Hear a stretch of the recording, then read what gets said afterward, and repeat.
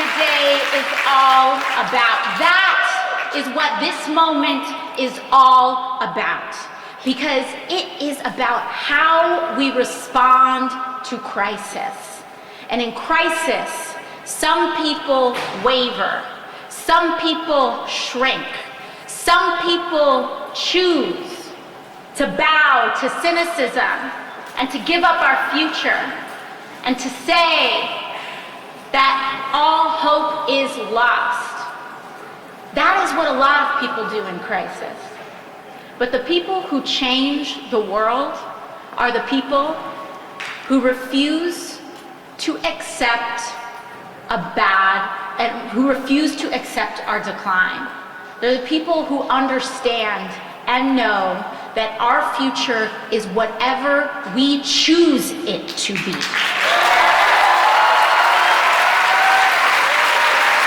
I don't know about you, but I refuse and reject and absolutely will not accept the choice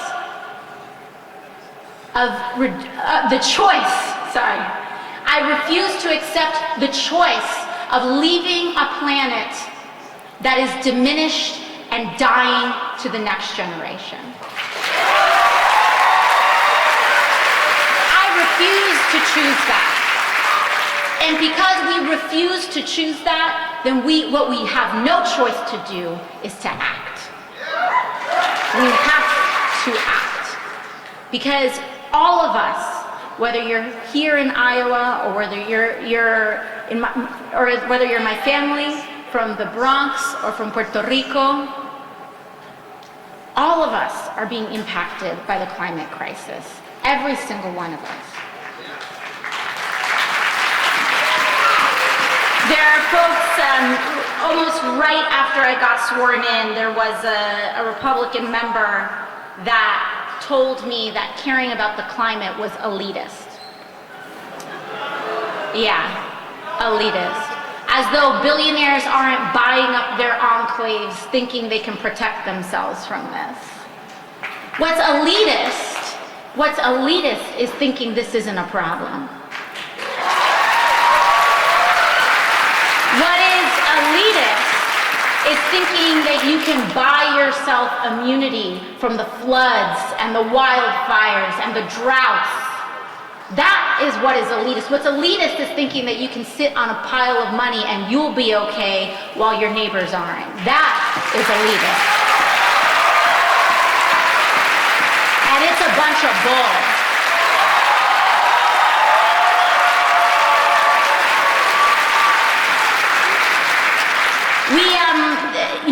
So shortly after we got in, and shortly after sworn in, we introduced the Green New Deal resolution.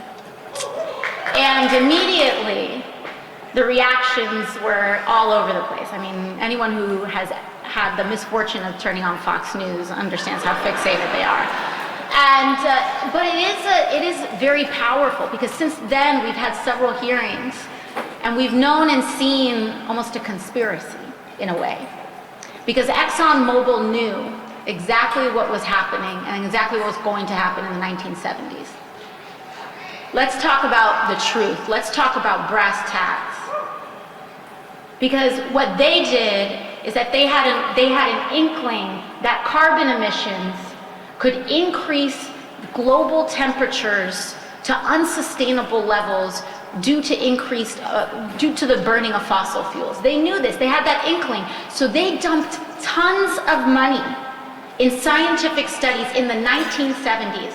We interviewed and we questioned the scientists ourselves.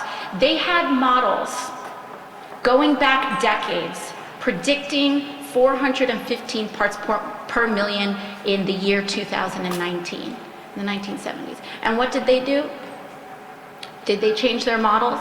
No. Did they change their business? No. Did they sound the alarm? No. No, they dumped millions of dollars in lobbying a campaign of doubt. And that is exactly why we have to acknowledge that the climate crisis is not an accident. Do you really? It is not an accident. It is not a coincidence, it is a consequence. And that is why we need to connect the dots when it comes to the climate crisis. Do you really believe that if oil and gas were not one of the most profitable things in the world, that we would be burning our planet to our destruction? Do you really believe that? Nobody does. Nobody does. The reason we are in this crisis is because oil and gas has been one of the most profitable industries of the modern era. And when we talk about fighting money in politics, what we're talking about is fighting big oil. We're talking about fighting Wall Street. We're talking about fighting big pharma. We're talking about fighting endless wars. That's what fighting big money means. And like we said in New York, when we were running a long shot campaign for Congress against one of the most powerful and wealthy members, is that we've got people and they've got money. But here's the thing about big money, is that big money is very lonely because we've got people on our side.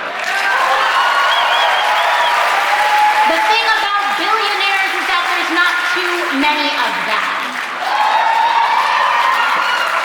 And the only reason they're able to try to purchase influence in their elections is when people aren't actively coming together and stitching our movements together in order to combat the growth and in order to combat the influence of big money. And like I said last night, let me tell you something. This movement is real. This movement is growing. Don't let anyone convince you that no one cares about climate change.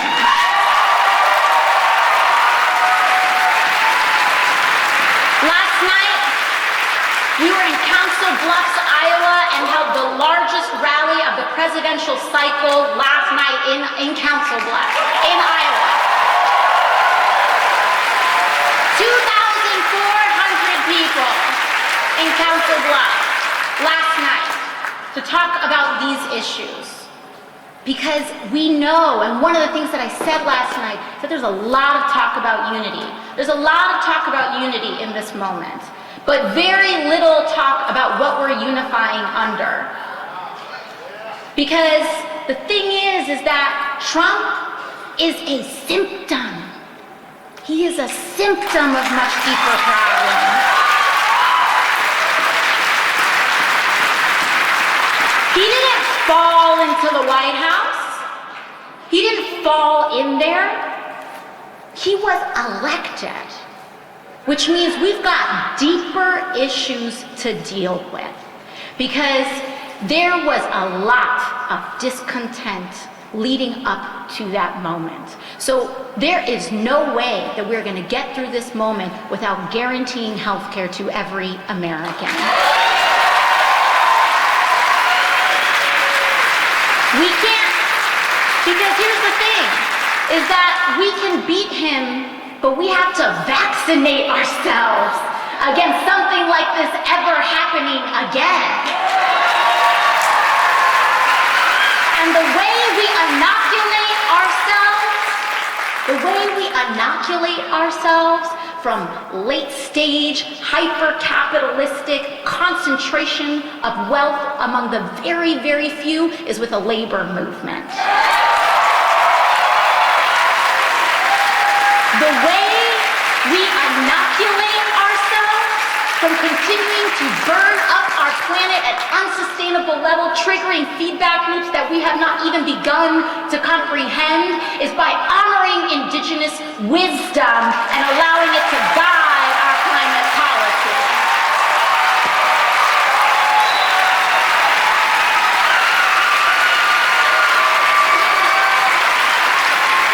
The way that we preserve our systems is by transitioning to principles of universality. That means I want you clothed, I want you educated, I want you paid a living wage, no ifs, ands, or buts.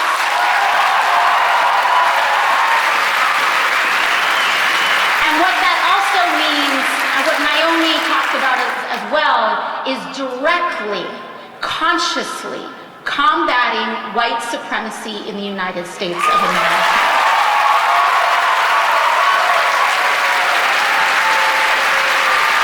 Because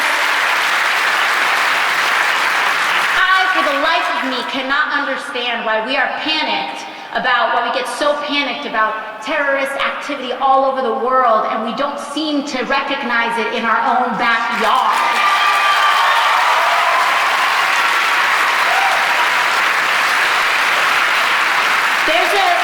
And I want to talk about this a little bit, because when we first introduced the Green New Deal, we talk about frontline communities. We talk about bringing it straight to communities that were left behind, rural communities, poor communities, Flint, the South Bronx, Baltimore. We talk about putting these communities first, and one of the first things that we heard from folks is just worry about the solar panels, leave the social justice stuff behind. Always. And it's funny how that's always the case. We're always telling people, you know, and somehow the big consultants are always telling you, you know, race makes everything complicated. Or talking about poverty makes everything complicated. It was almost a taboo word to talk about poverty in Washington, D.C. The reason for that, and I want to tell you a little story, is one of the things that we know, too, is none of these policies are that new. We have done this before. We have done this before. But let me tell you a little story about how these systems got dismantled. Because we started to treat housing as a right and developing robust, beautiful, invested public housing in the United States. We treated college education as a right. It was free or virtually free to all Americans until when? In New York City, we had a system, CUNY, and it was virtually tuition free. When did they start charging tuition? When schools and colleges began to get integrated. When racial integration came to many of our institutions of higher education, we then started to transitioning to economic discrimination. So when we talk about establishing systems of universality, anti-racism is a very important part of that.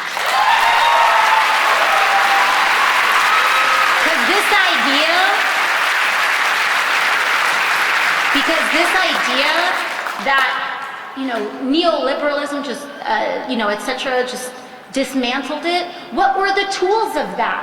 The tool of that was the myth of the quote-unquote welfare queen, is this idea that I don't want to pay for somebody else, right? But that is coded, that is layered. We're not paying for anybody else. This is for us. We are owning these systems. They are public systems. It's not a handout. We built this. This is ours.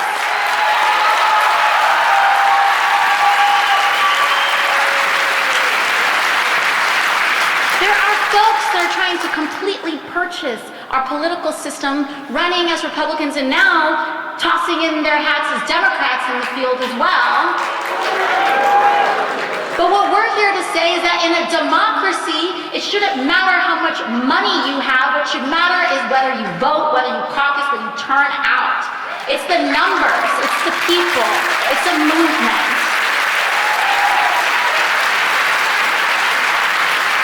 And when it comes to a Green New Deal, people say, always, always, always with this question of how are you going to pay for it?